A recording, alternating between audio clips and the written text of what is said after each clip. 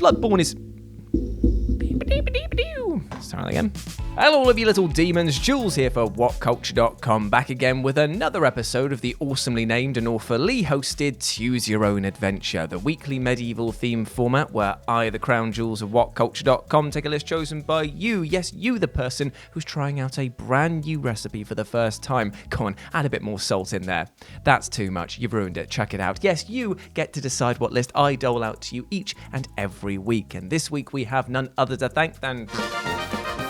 Soul Helper for their suggestion of video game weapons that you were ashamed to use. Now here's the thing, sometimes when it comes to video games you're only as good as the tools that you wield, and if you aren't getting the right one in the face of evil, well, you're going to end up looking like a tool of a very different kind. It's not uncommon for video games to provide ever-increasingly powerful and over-the-top weapons for players to wield, yet that doesn't stop a fair few devs from using pokers, prodders and slashers to humiliate the player base in different ways. From being so powerful that other gamers will call you out for using easy strats, forcing players to rely on these weapons to get them through a rough patch, or being just so downright embarrassing that you'd not want to be caught dead holding them, sometimes the weapon you picked up ended up becoming a mark of shame on your soul forever. So let's take a look at them. As I'm Jules, this is WhatCulture.com, and these are 8 video game weapons that you were ashamed to use. And you know the drill by now, say hi to me here in the live chat and put your suggestions for next week's episode down in the comment section below. Number 8, Model 1887 Akimbo. Call of Duty Modern Warfare 2. Now when it comes to the Call of Duty franchise, the list of video game weapons that you're either a dick for using or should be ashamed to use is pretty large. It could have been a list all by itself, such as the developers' almost surgical ability to put in shooters, spooters, and spirit kickers with big booters into this franchise and then just walk away with an apathetic shrug as the player base melts from within. You've got your nukes, you've got your bouncing betties, you've got your ballistic knives, and of course you've got your noob tubes, which in all honesty I was going to put on this list because A, they are the literal embodiment of kills with no skills, and B, the name noob tube alone really should make anyone ashamed to use them. But then I remembered the Model 1887, and I died inside. Or to be more specific, I remember the moment that I got killed from nearly halfway across the bloody map by a player dual-wielding these supposed shotguns and then muttering to myself, God has forsaken us. This one moment was then forced through a kaleidoscope of pain in which nearly every player began to rely on this loadout, utterly killing the competitive scene for months and months. And you know what the worst part of all of this was? The shame. But the shame didn't come from using these weapons to just kill players over and over again. It was the fact that because the competitive scene had been shaped so drastically by this Akimbo loadout, it meant that you were forced to use them. So you basically just had to sigh and say, I guess I'm as bad as this absolute trough of humanity right now. Shame! Shame on you! Number 7, Phantom Soul Blade. Okay, so let's get something clear right out of the gate. Soul Calibur, as a franchise, is a very wild ride indeed. I mean, you've got your grab bag of fantasy tropes, you've got more jiggle and juggle physics, enough so to make Newton's third law of motion feel absolutely ridiculed, and of course, you've got all of the crazy weapons that the combatants bring to the table. And of all of these stabbers, slicers, and skewering weapons, there are of course some incredibly weird ones, and while it would be easy to talk about the joke weapons that nearly every title includes, none of them really make the user feel ashamed. In fact, the only shame likely being felt is if you end up pasting your opponents with them. But the Phantom Blade from the original Soul Blade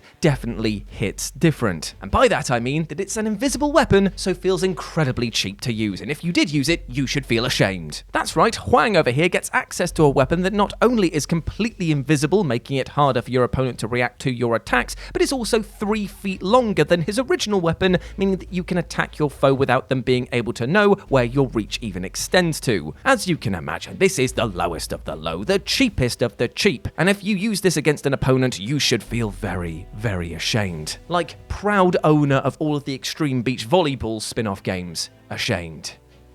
Yeah, I know that one. Number 6, nearly every magic spell. Elden Ring. Oh, Elden Ring, you really are a horrific mess of a masterclass, aren't you? This truly seems like the moment that FromSoft just threw their hands up in the air and said, you know what, fine, have it all, as with its plethora of memorable boss battles, a staggering amount of environments, and almost overwhelming build possibilities, Elden Ring is a game both brilliant, beautiful, and brutal in equal measure. But one of the funniest things to keep track of has been the patch notes for this title, which routinely have come along and attempted to nerf a new popular build that is doing the rounds, which have somehow twisted the game into a horrible monster that can somehow kill endgame bosses in moments. I'm looking at you, Dark Reaper bleed build with Blood Flame, which kills Malenia in 7 seconds. And yet, of all of these incredible builds, there has been one that many just simply turned their noses up instantly because of its sheer cheese factor. I'm speaking, of course, about the majority of magic builds, mainly those that utilize spells like Rock Sling or Comet Azure, which can utterly melt bosses with just 1 or 2 clicks of a button. Now, don't get me wrong, there is some pleasure to be gained from watching your friend struggle against a boss for hours and hours on end, only to just walk up and just be like, Hadouken! Whew, oh, that was a tough battle, I'll tell you that much. I almost had to click twice. But it's definitely cheesy, and you should definitely feel ashamed for doing that. These types of build definitely come with a caveat from the community, which is a millstone of shame worn heavy around the neck of anyone looking for an easy ride, meaning that, yes, technically you are the mage of the age, but you're still a scrub in the eyes of Elden Ring purists.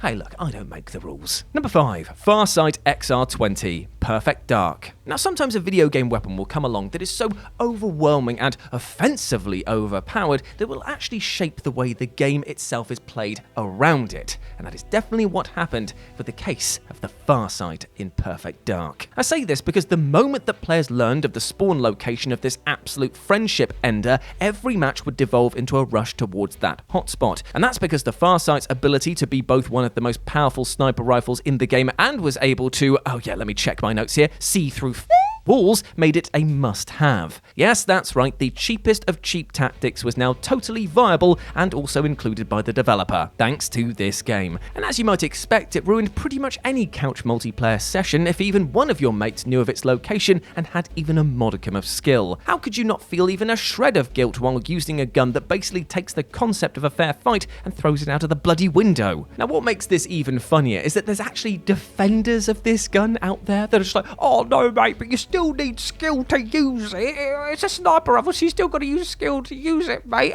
It's not that overpowered, really, is it? Oh, come on, mate. Come on. You are lying to yourself right now. Not even that Link's gift body spray set that your nan gave you at Christmas is covering up the stinky and ridiculous stench of shame that covers your body. It's not happening. Number 4, Oddjob's hat, 007 Nightfire. Now, in recent years, the creators of the almighty 007 GoldenEye have gone on record to state that yes, finally, categorically, that using Oddjob in the multiplayer mode is counted as cheating because of his small stature means that it's just much harder to aim at him. So yes, it is cheating. But it's not the entry on this list today. Oh no, because that's a character, not a weapon. But his hat is. Yes, that's right, Oddjob has actually ruined 2 007 video games, thanks to 007 Nightfire, which allowed people to not only play as the character once more, but now had access to his unique weapon, his hat. This one-hit kill weapon soon became an utter nightmare for other players, as with incredible range and near-perfect accuracy, basically meant that you had a free kill just waiting to be used with each respawn. Therefore, I ask you, James, what is worse than a cheater? I'd probably say hay fever. Or the collapse of the British government, you know, either or. I was hoping that you'd say double cheater. But yeah, that's more depressing. Thank you for that. As here you not only have prior backing from the devs that Oddjob comes with a rather, okay, go on then, be that guy vibe, but here also now has the caveat of, oh, okay, we're just not friends anymore, special weapon. Shame. Shame on you. Number 3, the Alien Rectifier, Saints Row 4. I mean, you can see why this one's on this list, right? You could see why the Alien Rectifier is on a list of weapons that you should be ashamed for using. Because nowhere using this weapon skill paints you in a good light. You walk up to a person, forcibly insert it into their bottom, turn them into a human pinata that is full of explosives, and then just fire them off into the sky, or into a crowd of unsuspecting civilians. You are not the hero of this story, my friend. This reeks of shame. I mean, how would you explain this if your parents walked in? Plus, the fact that there there are many, many other weapons to use in this game that are much, much less humiliating for your opponent, and therefore means that you've actively chosen this as a means for someone's death, and you should feel ashamed. Now, don't get me wrong, we've all used it at least once, and I can't imagine anyone doing so without a ridiculous smile on their faces, but that somehow makes it even worse, that we carry a collective shame of being so utterly and needlessly cruel with this weapon. And if you're looking for any more reason as to why it's on this list, then just remember as well, this is a DLC weapon, which means that you paid for this. You monster. Number 2, the wooden shield. Bloodborne. So let's face facts, when it comes to utterly brutal From Software experiences, Bloodborne is definitely it's gonna be up there.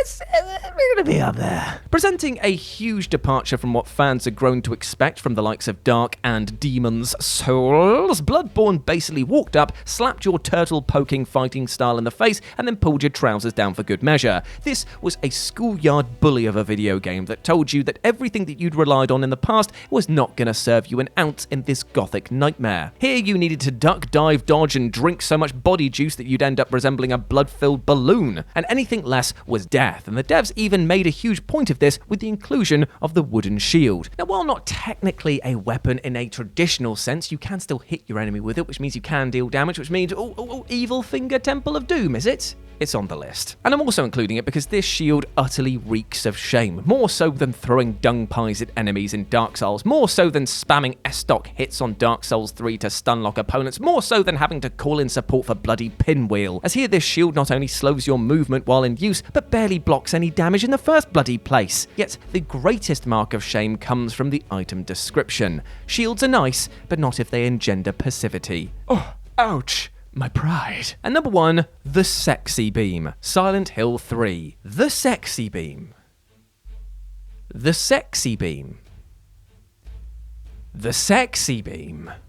Even saying that name aloud should give you a pretty strong indication that things are about to go off the rails, and boy howdy is both the act of unlocking this secret weapon in Silent Hill 3 and then using it in battle an absolute roller coaster. Now, as you might expect, as Silent Hill 3 is a survival horror game, it's not one to dole out the meaty weapons from the outset, preferring instead to keep you on your toes as monsters of all sizes try to take a nibble on them. You let go of my big toe. You stop it now. You stop it now. You stop. Ow, I've lost it now. Brilliant, good. However, should the player persevere with the pretty tough challenge of killing 333 monsters to unlock the Heather Beam and then using the Transform costume item, then they will be rewarded with the most powerful weapon in the game, the Sexy Beam. So far, so sexy, right? Well, no, because have you ever used it in the video game?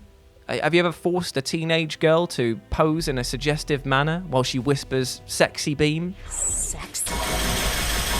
And shoots lasers out of her face? I mean, admittedly, the laser thing, cool. Everything else, pure cringe, mate. You should be ashamed of being caught using this. I feel like it should put you on a registry. It's just kind of like, sexy. Oh, there's the cops. Sick. And there we go, my friends. Those were 8 video game weapons that you were ashamed to use. I hope that you enjoyed that, and please let me know what you thought about it down in the comments section below. And if you want to chat to me further on the social medias, you can do so over on Twitter at RetroJ, but the O is a 0, and James Downs is putting his meme-filled rants over here at the side. Go follow him as well. He's a good boy, believe it or not. But before I go, I just want to say one thing. Even though we detailed today about video game weapons that you were ashamed to use, I just want to talk about the concept of shame, regret, and mistakes that we've made in the past in a more positive manner. We are human. We all make mistakes, and you should try to forgive yourself for mistakes that you've made in the past. And if you have the capacity to do so, to forgive people who have wronged you as well. Trust me, if you can go on with love in your heart instead of anger, you'll be able to build bridges instead of burning them. You will go on to live a healthy and happy life, and that is all I want for you, all right? You're a massive ledge, and you deserve the best. Now go out there and utterly smash it. I love you big ledge. As always, I've been Jules. You have been awesome. Never forget that. I'll speak to you soon.